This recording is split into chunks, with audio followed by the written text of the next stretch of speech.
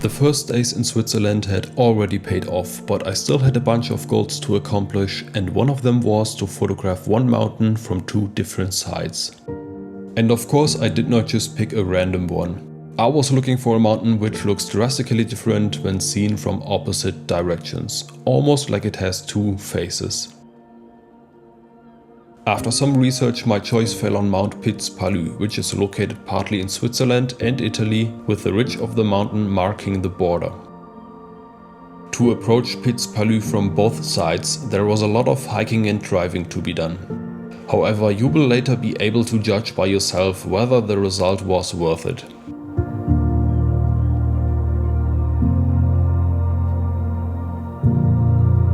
My day had already started long before sunrise, so that I reached my lookout early enough to witness not only the sunrise but also the blue hour.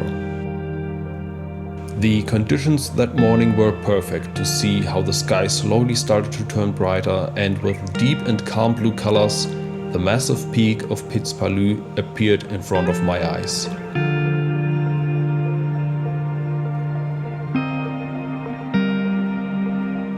Even though Piz Palü is not as iconic as the Matterhorn, for example, the mountain has a very unique form, which I would describe as gentle and unintrusive. On top of the mountain, a massive ice shield covers the peak and reaches deep down the valley.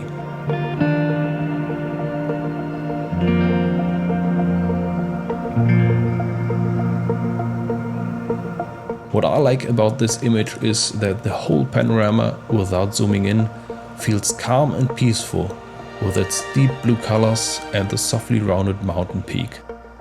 But as soon as you're taking a closer look at the steep glacier walls, it starts to feel more intimidating. The harmless character fades away the closer you get, and I'm glad to enjoy the view from a distance.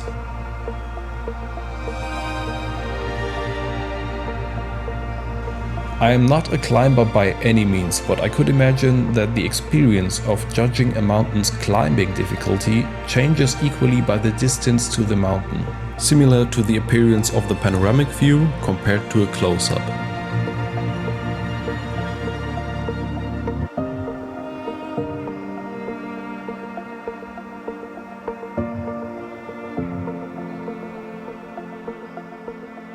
The second photograph from this morning shows the transition from mountain to glacier.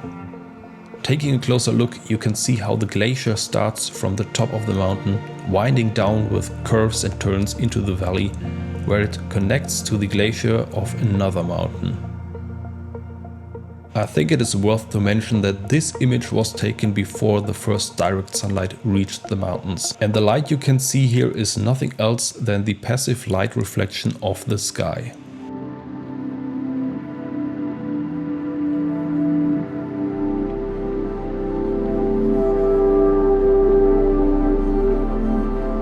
One thing that I highly appreciate when shooting with digital high-resolution cameras is that you can find details in your pictures that you haven't even noticed within the moment of taking the photograph.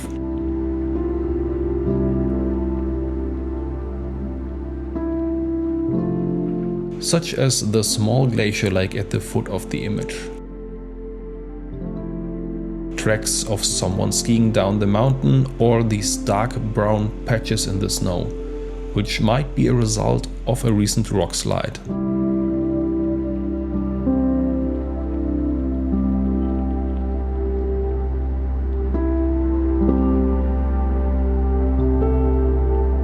After some time, I adjusted the position of my photography spot and focused on the mountains to the right side of Piz Palü.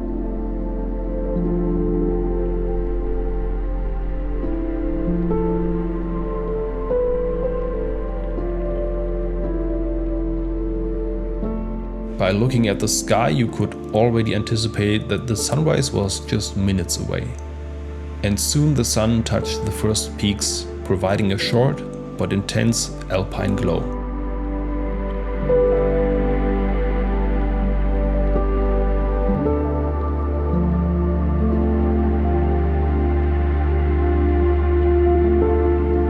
As the colors started to slowly fade away and the surrounding landscape got brighter, I switched to my M6 for the first time because at that point I had enough light to shoot film, and frankly said, it would have been a waste to shoot the stunning early morning colors on black and white film.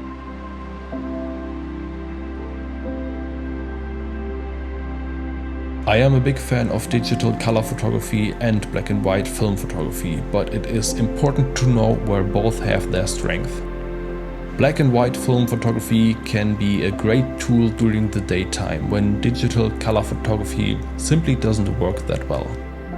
One image that worked out specifically well this morning was the photograph of the glacier crossing. By cutting off sky and mountains, the composition becomes much more minimalistic and almost a bit abstract without using any kind of filters or effects.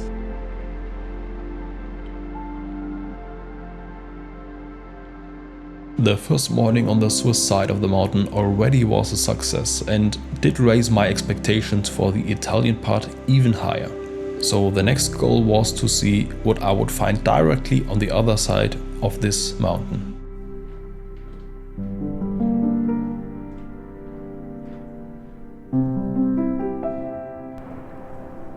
Arriving in Italy, the hike started in a picturesque landscape. The vegetation had already entered the autumn season, but the weather was still clear and stable like the previous days. I took a few images of the valley which would mark the start of this day's photography session. Looking into the distance, you could already get a glimpse of what would be the final destination for the day.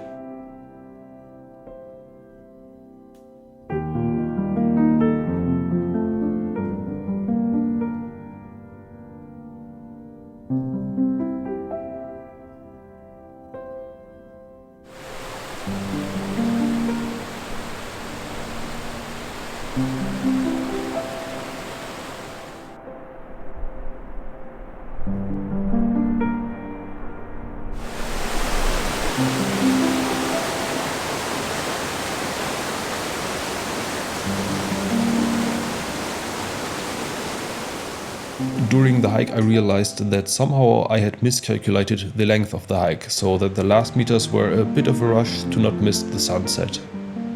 I barely made it, but the rush was absolutely justified. I stood in front of a huge drop-off connected to a glacier which ended in a massive glacier lake right in front of me.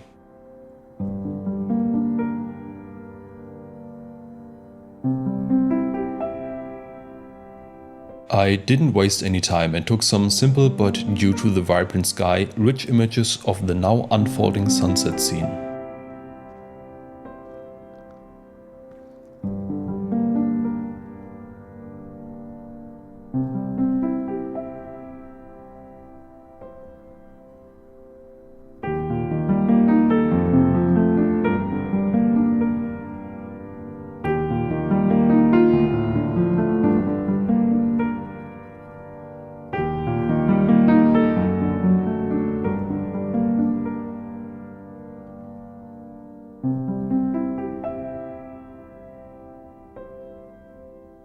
I feel like these images are not able to illustrate how big this area really is, but during the next day I had more time to do it justice.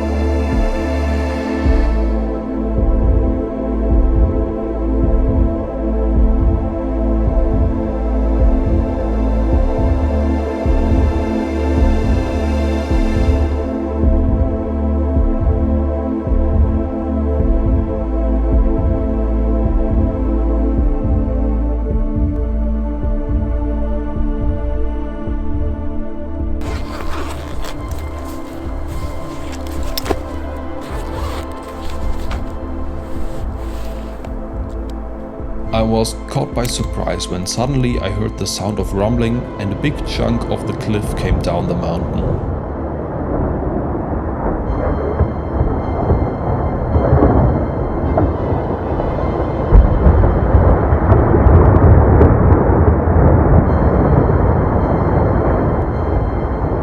Several minutes after the rockfall occurred, the glacier lake area got covered with dust, which underlines the size of the rock slide. Zooming in on a picture I had taken earlier, you can see that there are a bunch of big rocks barely sitting on the edge of the cliff and about to fall down. Luckily, this happened far away from any trail, and I took out my M6 to get some black and white compositions.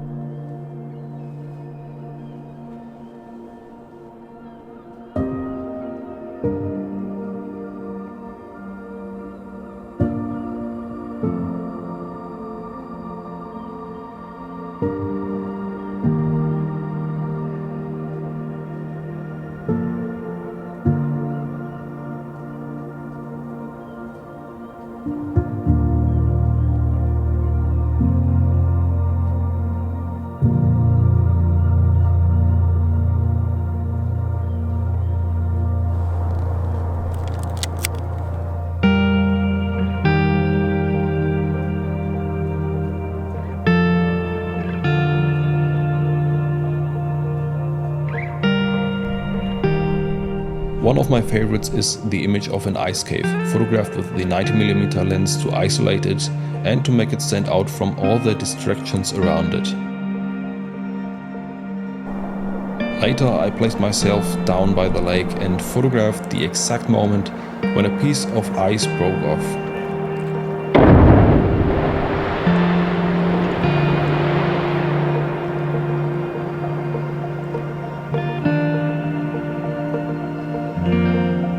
As I was looking around, I found some other interesting compositions which all had one thing in common. On every image you could see a piece of the glacier reaching over the mountain, which reminded me of what I had seen on the other side of this truly versatile mountain.